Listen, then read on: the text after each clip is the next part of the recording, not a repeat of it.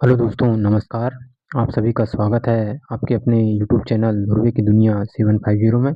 दोस्तों, आज हम बात करने वाले हैं हिंदी साहित्य की चौथी सीरीज के बारे में, जिसमें हमने यूजीसी नेट एवं एमपी सेट एग्ज़ाम को देखकर प्रश्न लिए हैं। तो चलिए दोस्तों, अब हम ज़्यादा समय न लगाते हुए वीडियो शुरू करते हैं। हमारा सबसे पहला प्रश्न है, हिंदी का प्रथम उपन्यास कौन सा है? इसका सही उत्तर हो जाएगा परीक्षा गुरु हिंदी का प्रथम उपन्यास है। अगला प्रश्न है, हिंदी का प्रथम नाटक कौन सा है? इसका सही उत्तर हो जाएगा नहुस हिंदी का प्रथम नाटक है। अगला प्रश्न है, हिंदी की प्रथम कहानी कौन सी है? इसका सही उत्तर हो जाएगा इंदुमती हिंदी की प्रथम कहानी है। अगला प्रश्न है, आधुनिक हिंदी कविता के जनक कौन है? इसका सही उत्तर हो जाएगा भारतेंदु हरिश्चंद्र आधुनिक हिंदी कविता के जनक हैं। अगला प्रश्न है, खड़ी बोली के प्रथम महाकवि कौन है? इसका सही उत्तर हो जाएगा खड़ी बोली के प्रथम महाकवि मैथिली शरण गुप्त जी हैं। अगला प्रश्न है, कलम का सिपाही किसे कहते हैं? इसका सही उत्तर हो जाएगा प्रेमचंद की जीवनी को कलम का सिपाही कहते हैं। अगला प्रश्न है, पृथ्वीराज रासो की रचयिता कौन है? इसका सही उत्तर हो जाएगा चंद वरदाई पृथ्वीराज रासो की रचयिता हैं। अगला प्रश्न है, बीसल देव रासो की रचना किसने की है? इसका सही उत्तर हो जाएगा नरपति नाल्य ने बीसल देव रासो की रचना की है। अगला प्रश्न है, सिद्ध साहित्य की भाषा मुख्यतः कौन सी थी? इसका सही उत्तर हो जाएगा अपभ्रंश थी। अगला प्रश्न है, कबीर किस भक्तिधारा से संबंधित है? इसका सही उत्तर हो जाएगा निर्गुण ज्ञान मार्गी भक्तिधारा से संबंधित है। अगला प्रश्न है, रामचरितमानस में कितने कांड हैं?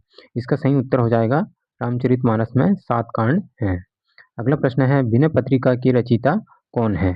इसका सही उत्तर हो जाएगा तुलसीदास जी विनय पत्रिका की रचयिता हैं। अगला प्रश्न है, सूरसागर का प्रमुख विषय क्या है? इसका सही उत्तर हो जाएगा कृष्ण लीला सूरसागर का प्रमुख विषय है।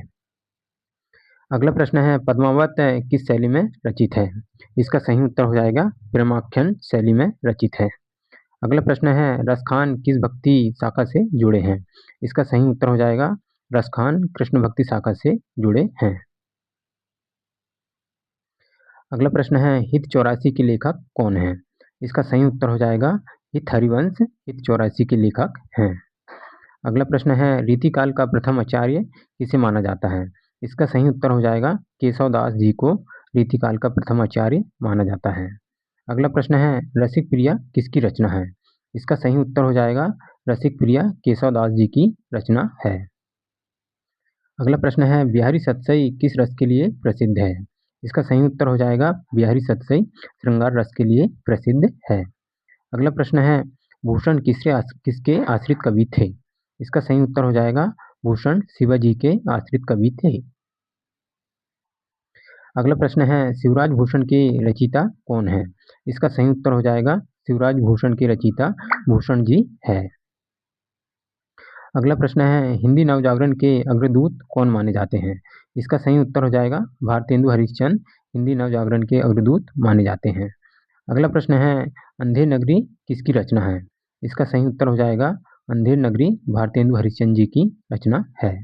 अगला प्रश्न है, सरस्वती पत्रिका के संपादक कौन थे? इसका सही उत्तर हो जाएगा द्विवेदी जी सरस्वती पत्रिका के संपादक थे। अगला प्रश्न है, प्रिय प्रवास की रचयिता कौन है? इसका सही उत्तर हो जाएगा हरिओध जी प्रिय प्रवास के रचयिता हैं। अगला प्रश्न है, छायावाद के प्रवर्तक कौन माने जाते हैं? इसका सही उत्तर हो जाएगा प्रसाद जी छायावाद के प्रवर्तक माने जाते हैं। अगला प्रश्न है, कमायनी का नायक कौन है? इसका सही उत्तर हो जाएगा मनु कमायनी का नायक है। अगला प्रश्न है, यामा किसकी काव्य कृति है? इसका सही उत्तर हो जाएगा यामा महादेवी वर्मा जी की काव्य कृति है। अगला प्रश्न है, परिमल की रचयिता कौन है? इसका सही उत्तर हो जाएगा निराला जी परिमल की रचयिता हैं। अगला प्रश्न है, उर्वशी पर ज्ञानपीठ पुरस्कार किसे मिला है?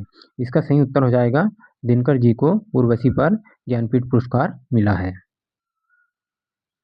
अगला प्रश्न है, हिंदी का विकास किस अपभ्रंश से हुआ है? इसका सही उत्तर हो जाएगा स्वरसेनी अपभ्रंश से हुआ है। अगला प्रश्न है, खड़ी बोली हिंदी का स्रोत कौन सा अपभ्रंश है? इसका सही उत्तर हो जाएगा स्वरसेनी अपभ्रंश है। अगला प्रश्न है, उत्तर अपभ्रंश ही पुरानी हिंदी है, यह कथन किसका है? इसका सही उत्तर हो जाएगा राहुल सांक्रात्यायन का यह कथन है। अगला प्रश्न है, हिंदी किस भाषा परिवार की भाषा है? इसका सही उत्तर हो जाएगा बहुरूपी परिवार की भाषा है। अगला प्रश्न है, हिंदी भाषा की उत्पत्ति का सही क्रम क्या है? इसका सही उत्तर हो जाएगा सबसे पहले संस्कृत, फिर प्राकृत, फिर अपभ्रंश और अंत में हिंदी। अगला प्रश्न है, ब्रजभाषा का विकास किस अपभ्रंश से हुआ है? इसका सही उत्तर हो जाएगा स्वरसेनी अपभ्रंश से हुआ है। अगला प्रश्न है, पृथ्वीराज रासो को किसने अप्रामाणिक माना है? इसका सही उत्तर हो जाएगा आचार्य रामचंद्र शुक्ल ने अप्रामाणिक माना है। अगला प्रश्न है, पृथ्वीराज रासो को किसने अर्ध प्रमाणिक माना है? इसका सही उत्तर हो जाएगा हजारी प्रसाद द्विवेदी जी ने अर्ध प्रमाणिक माना है। अगला प्रश्न है, सिद्ध साहित्य की भाषा को अन्य किस नाम से जाना जाता है? इसका सही उत्तर हो जाएगा संधा भाषा के नाम से जाना जाता है। अगला प्रश्न है, अवधी भाषा का संबंध किस अपभ्रंश से है? इसका सही उत्तर हो जाएगा अर्धमागधी अपभ्रंश से है। अगला प्रश्न है, बिहारी हिंदी का विकास किस अपभ्रंश से माना जाता है? इसका सही उत्तर हो जाएगा मागधी अपभ्रंश से माना जाता है। अगला प्रश्न है, मराठी भाषा का विकास किससे माना जाता है? इसका सही उत्तर हो जाएगा महाराष्ट्री प्राकृत से माना जाता है। अगला प्रश्न है, नाथों ने हठयोग के माध्यम से किस पर बल दिया है? इसका सही उत्तर हो जाएगा ईश्वरीय प्राप्ति पर बल दिया है। अगला प्रश्न है, सिद्धों की संख्या तथा नाथों की संख्या कितनी मानी गई है? इसका सही उत्तर हो जाएगा सिद्धों की संख्या 84 तथा नाथों की संख्या 9 मानी गई है। अगला प्रश्न है, गुजराती भाषा का संबंध किस अपभ्रंश से है? इसका सही उत्तर हो जाएगा नागर अपभ्रंश से है। अगला प्रश्न है, अपभ्रंश को लोक भाषा किसने कहा है? इसका सही उत्तर हो जाएगा हेमचंद्र जी ने अपभ्रंश को लोक भाषा कहा है। अगला प्रश्न है, हिंदी का प्रथम कवि किसे माना जाता है? इसका सही उत्तर हो जाएगा सराफा को हिंदी का प्रथम कवि माना जाता है। अगला प्रश्न है, सिद्ध साहित्य की भाषा मुख्यतः कैसी थी? इसका सही उत्तर हो जाएगा अपभ्रंश मिश्रित थी।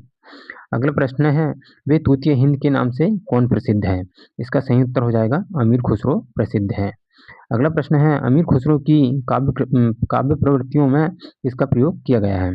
इसका सही उत्तर हो जाएगा खड़ी बोली का प्रयोग किया गया है। तो दोस्तों, कैसा लगा हमारा वीडियो? अच्छा लगा हो तो चैनल को लाइक और सब्सक्राइब जरूर करें ताकि ऐसी ही अच्छी सीरीज आपको मिलती रहे। धन्यवाद।